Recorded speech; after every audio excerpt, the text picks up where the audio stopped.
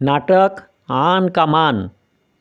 ये नाटक हरिकृष्ण प्रेमी द्वारा रचित दुर्गादास राठौर के जीवन पर आधारित है और उत्तर प्रदेश सरकार द्वारा पुरस्कार प्राप्त। इस नाटक का सारे चरित्र एक ही आवाज़ में ही सुनेंगे। नाटक का पात्र इस प्रकार है।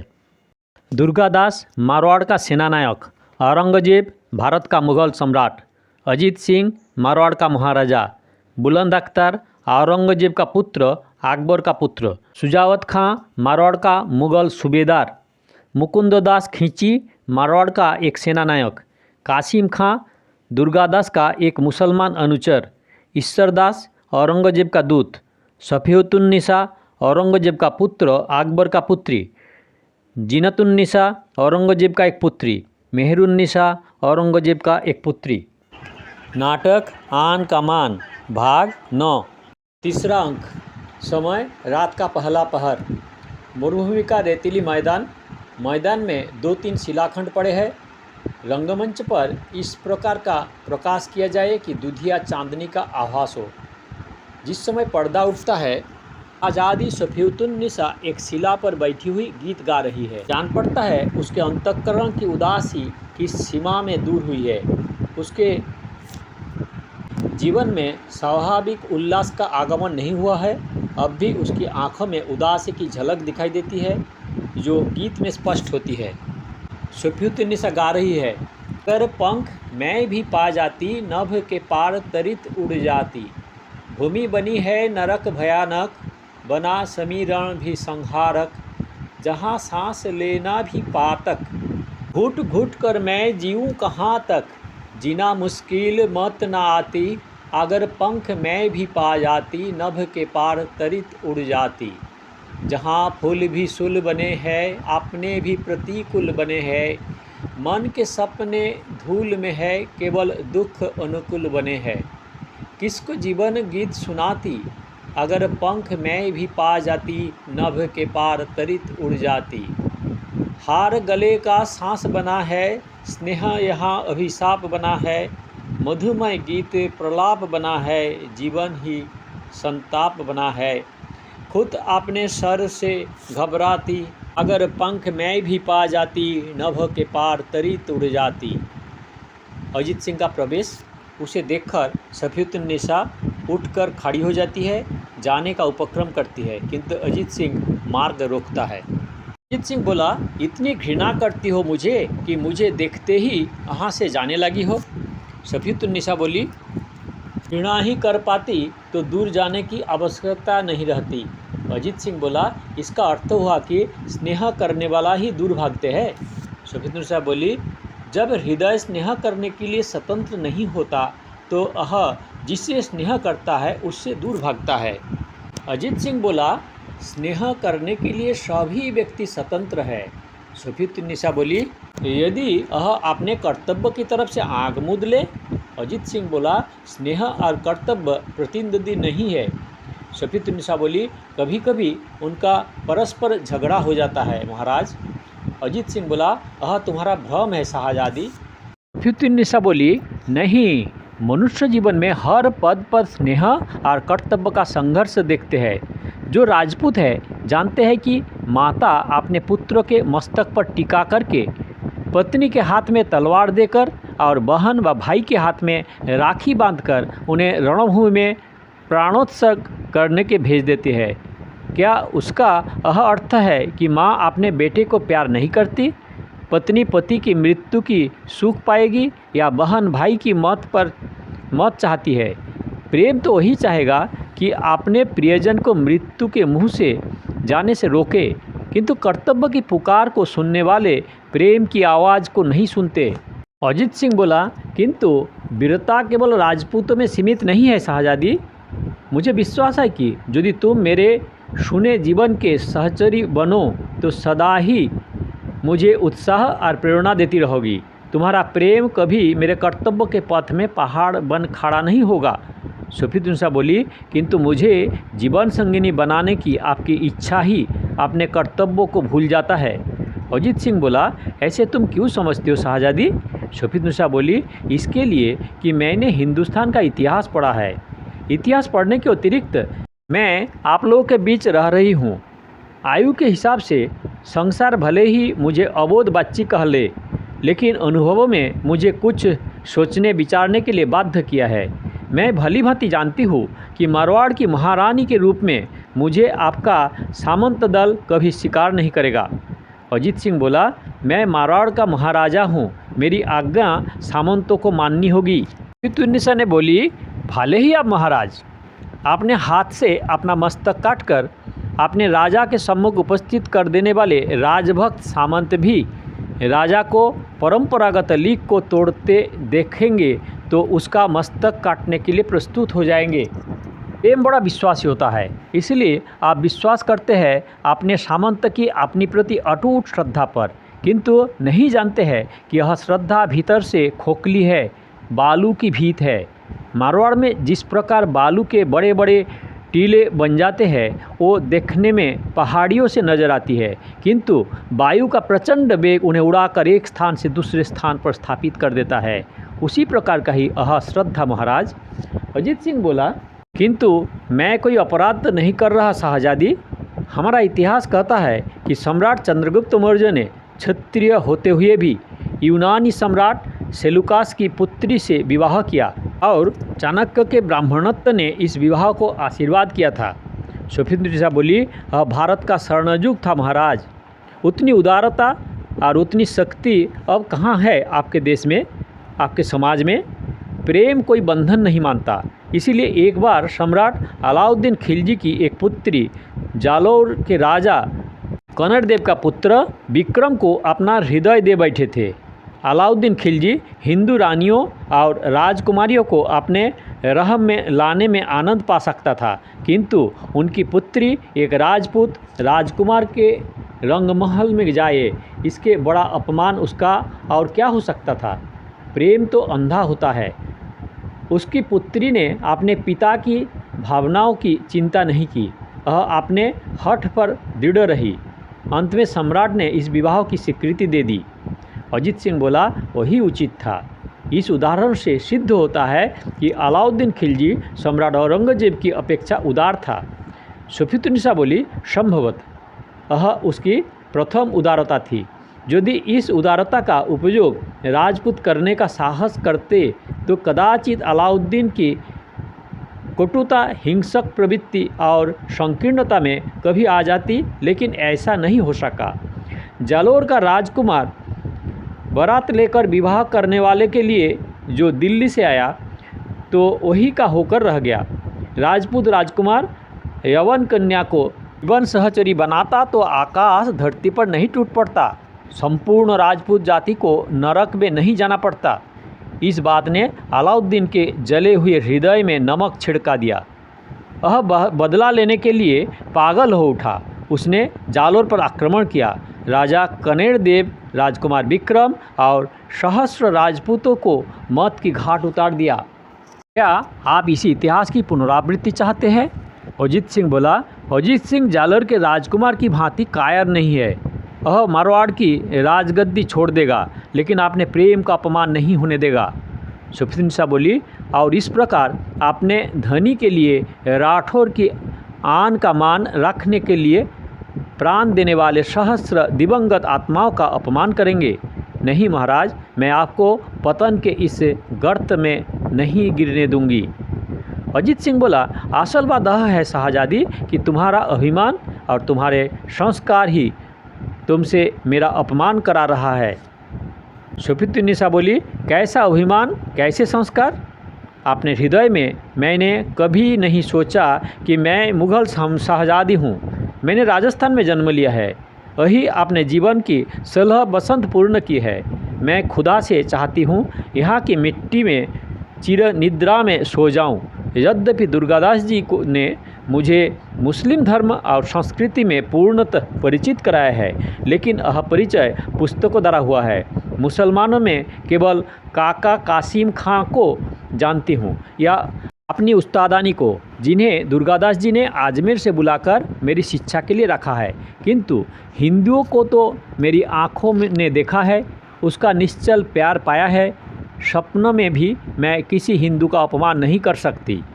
अजीत सिंह बोला, लेकिन तुम्हारी नासों में मुग़ल राजवंश का रक्त है, इसे कैसे भूल सकती हो?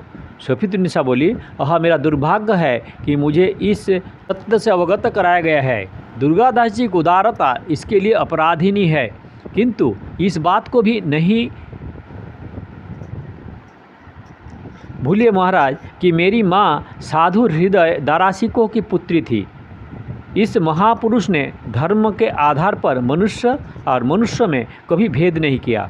उनका प्यार बिना भेदभाव के सूर्य की प्रकाश की भांति सबकी समान रूप से प्राप्त होता है। आज दिल्ली के राज सिंहासन पर वह होते तो हिंदुस्तान का रूप ही दूसरा होता। अजीत सिंह बोला, किंतु आज तो आप औरंगजेब के पुत्र की पुत्री है। सफ़ीतुन्निसा बोली, हाँ, उस पुत्र की जिसने पुण्यात्मा दारासिकों के सपनों को पूर्ण करने के लिए अपने पिता से भी विद्रोह किया। मैं तो समझती हूँ उन्हें इस प्रकार की प्रेरणा देने वाली मेरी माँ दारासिकों की पुत्री ही थी। अजीत सिंह बोला, तो तुम मेरे यश जीवन का प्रेरणा बनने से क्यों इनकार करती हो? सफ़ीतुन्निसा बोली, इसलिए कि आप अभिशाप को वरदान समझने के भूल कर रहे हैं। और प्रश्न केवल महाराजा अजीत सिंह का नहीं है, प्रश्न है संपूर्ण मारवाड़ का, संपूर्ण राजस्थान का और सारे हिंदुस्तान का। इस वर्ष से मारवाड़ जो युद्ध कर रहा है, दुर्गादास जी और मेरे अब्बा ने जिस उद्देश्य के लिए अपने सारे सुख वैभव को तिलांजलि देकर अभावों और कष्टों को गले लगाए है, प्रश्न उठता है, प्रश्न उसका है। आपको इसी उद्देश्य की पूर्ति के लिए मारवाड़ ने सशस्त्र प्राणों की बलि देकर जीवित रखा है। मैं किस अधिकार से आपको और भूमि में समाई प्रेरणा को मारवाड़ से छीन सकती हूँ? अजीत सिंह बोला, तुम बहुत निष्ठुर हो। सफ़ीतुन्निसा बोली, क्या आप नहीं जानते कि आपके प्रति निष्ठुर होकर मैं अपने ही प्रति निष्ठुरता कर रही हूँ? आपने यौवन के अरुणोदय में जैसे जिस पुरुषत्व के प्रथम दर्शन की है, वह आप सबके ही रूप है। मेरी हृदयांजलि के सारे सुमन अनायासी एक चरणों पर गिर पड़े हैं। फिर भी मैं अनुभव करती हूँ कि हमारे स्नेहिल मार्ग में एक महासमुद्र लहरा रहे हैं। हम नहीं मिल सकते, नहीं मिल सकते, नहीं मिल सकते। अजीत सिंह बोला, किंतु मैं इस महासमुद्र में कूद जाऊँगा, चाहे लहरें मुझे निगल जाए। तुम यश जीवन की आशा अभिलाषाओं का केंद्र हो। यदि मुझे ज्ञात हो जाता है तुम वास्तव में मेरी भावनाओं से घृणा करती हो, तो संभवतः अपनी भावुकता पर नियंत्रण कर लेता। लेकिन जब मैंने तुम्हारी आंखों में प्रेरक स्नेह के अक्षर पढ़ लिया है, तो धैर्य नहीं रख सकता। मैं तुम्हारी प्रेरणा से संपूर्ण विश्व से संग्राम करूँगा। ईश्वर भी बीच में आएंगे तो उसका शासन नहीं मानूंगा। निस्सा भाप विहल होकर बोली, कितनी मधु मिश्रित है ये आपकी बातें, किंतु मेरा विवेक अपनी आंखें बंद नहीं करना चाहता। यह ऐसा मधु है महाराज, जो कानों की राह हृदय में जाकर शरीर में संपूर्ण रक्त को विषाक्त कर देता है। शरीर के रक्त को ही नहीं, यह आत्मा को भी प्रभावित करता है, कारण मानव की संकीर्ण भावना है। अजीत सिंह सफ़ीतुन्निसा को श्रद्धा से देखते हुए बोला, तुम मेरे लिए शक्ति धुरी हो सफ़ियत। सफ़ीतुन्निसा बोली, आपकी आँखों के श्रद्धा स्नेह भाव में पढ़ रही हूँ, फिर भी मैं आपको मारवाड़ का, हिंदुस्तान का ही रहने देना चाहती हूँ, उसी के जीवंत रहे। अजीत सिंह बोला, 2 घड़ी के लिए भूल जाओ सफ़ियत मारवाड़ को, हिंदुस्तान की मानवता को और ईश्वर को। संसार में तुम हो और तुम्हारी प्रभा से उद्भासित हूँ मैं।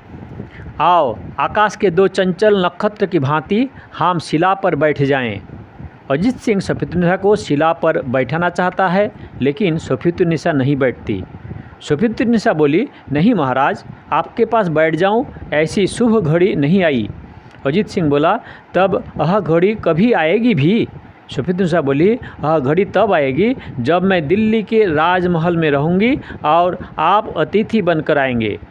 अजीत सिंह बोला, लेकिन तुम दिल्ली के राजमहल में कभी नहीं होगी। सफ़ीतुन्निसा बोली, क्यों नहीं होंगी? अजीत सिंह बोला, इसलिए कि मैं तुम्हें नहीं जाने दूंगा।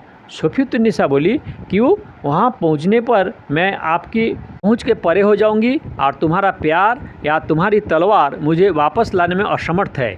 अजीत सिंह बोला, लेकिन मैं तुम्हें पाताल में से भी खोज लाऊंगा। शफीउद्दीन बोली, पाताल में से खोज लाना संभव है, लेकिन सम्राट औरंगजेब के हाथों से मुझे ले आना असंभव है। आपके पिता श्री महाराजा जसवंत सिंह भी उनकी तलवार का लोहा मान चुके हैं। अजीत सिंह बोला, मैं पिताजी के माथे से इस कलंक को अपने शौर्य से धो डालूंगा। शफीउद्दीन बोली, एकमात्र भावावेश की संपूर्ति के लिए रहने दीजिए अपना हजोश। मैं ऐसी अनमोल निधि नहीं हूँ जहाँ धरती कंगाल नहीं हूँ। इस राजस्थान में पद्मिनियों हुई है। मैंने अपनी आँखों से इस राजस्थान में ऐसा सौंदर्य देखा हूँ जिसकी रूप ज्योति से सहज शक्ति जाग जाती है। आप राजा है, आपकी आज्ञा से इंद्रपुरी का सौभाग्य भी धरती पर उतार सकता है। अजीत सिंह बोला, लेकिन इस धरती का सौभाग्य आज मेरे साथ शिला पर न बैठेगा। शफीउद्दीन बोली, यदि यह जीवन भर शिला पर ही बैठे रह सकते हैं तो संभवतः मुझे इसमें कोई आपत्ति नहीं होती, लेकिन आपका भावावेश कुछ क्षणों के अंतर जाएगा, क्योंकि राजगद्दी की पुकार सुनकर आप सब भूल जाएंगे। अजीत सिंह बोला, नहीं, मैं राजगद्दी को भूल जाऊंगा। शफीउद्दीन बोली, मात्र भावोन्माद के कारण राजगद्दी को भूल जाने वाला राजा नारी शक्ति का समर्थन नहीं पा सकता। नारी पुरुष को वीर और पराक्रमी देखना चाहती है।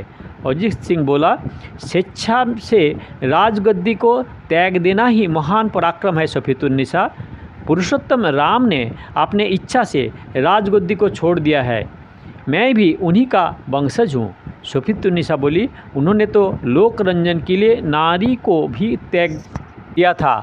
मारवाड़ का लोकमानस आपसे उसी वीरता को, उसी न्याय की अपेक्षा करता है।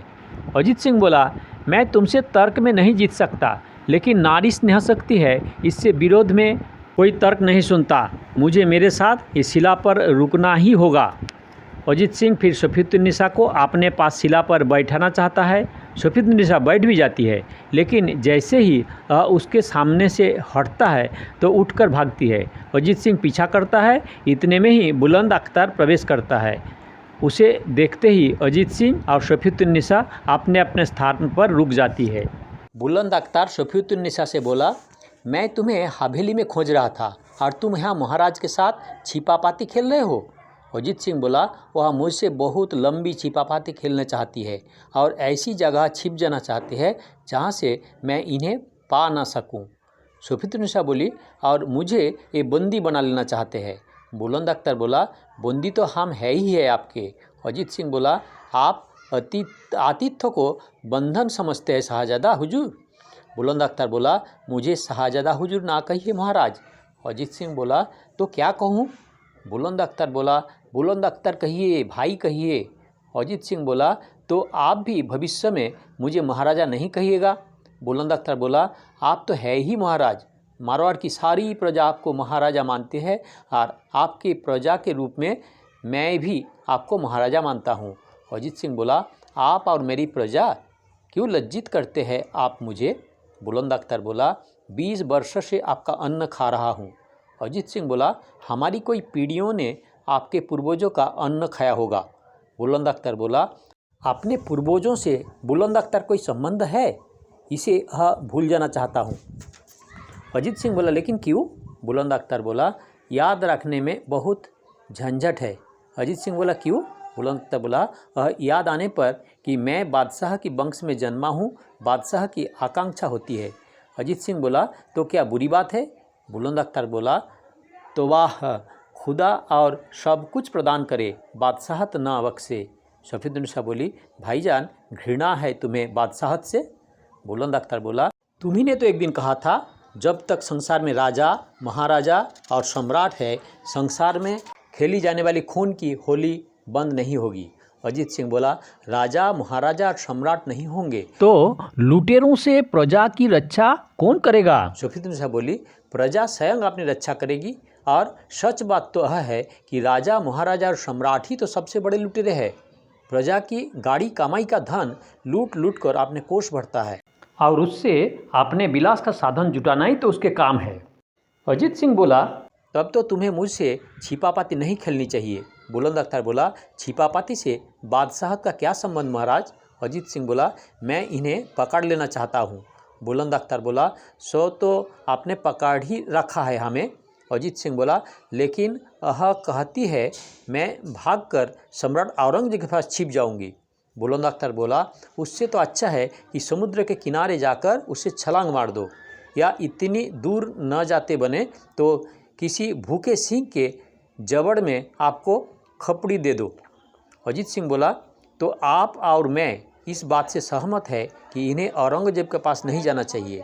बुलंद अख्तर बोला, 100%।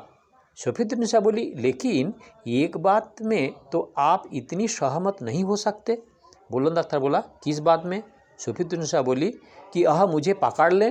बुलंद अख्तर बोला, मैं ज़रा मूर्ख आदमी हूँ, मुझसे साफ बात करो। सफीउद्दीनसा बोली, यह मुझसे विवाह करना चाहते हैं। बुलंद अख्तर बोला, यह तो बहुत बुरी बात है। अजीत सिंह बोला, इसमें बुरा व अस्वाभाविक क्या है? हमारे पूर्वजों ने अपनी राजकुमारियां मुग़ल सम्राटों का शाहजहादों को दी थी, आज मैं उसने लेना चाहता हूँ। बुलंद अख्तर बोला, इसमें मुझे कोई आपत्ति नहीं, मैं तो खुदा से मनाता हूँ कि आप लोगों में इतनी शक्ति आए, लेकिन मेरी आपत्ति दूसरी ही है। अजीत सिंह बोला, क्या? बुलंद अख्तर बोला, कि लड़कियों को राजाओं या सम्राटों से विवाह नहीं करना चाहिए। अजीत सिंह बोला, क्यों? बुलंद अख्तर बोला, इसलिए कि विवाह करने से बच्चे पैदा होते हैं। अजीत सिंह बोला, तो इसमें अनर्थ की बात क्या है? बुलंद अख्तर बोला, फिर यह जवान होते हैं। अजीत सिंह बोला, वह तो स्वाभाविक बात है। बुलंद अख्तर बोला, और जवान होते ही ये चाहते हैं बाप मर जाए और हम गद्दी पर बैठ जाए। बाप मरने में देर करता है तो उसे मार डालने का यत्न करते हैं। उनके भी भाई हुए तो एक दूसरे को मारने पर उतारू रहते हैं। जिन्हें मारना होता है ये मारते हैं, लेकिन उनके कारण और भी हजारों व्यक्ति मरते हैं। भला उनको गद्दी से क्या लेना देना होता है? अच्छा हुआ कि अब्बाजान बादशाह ना बन सके। आपके दुर्गादास जी ने तो मारकर उन्हें सम्राट बना ही छोड़ा था, कहीं वह सचमुच सम्राट बन जाते तो मुझे अब क्या वह बात मुँह से निकालूं। अजीत सिंह बोला, तो आप विवाह नहीं करेंगे?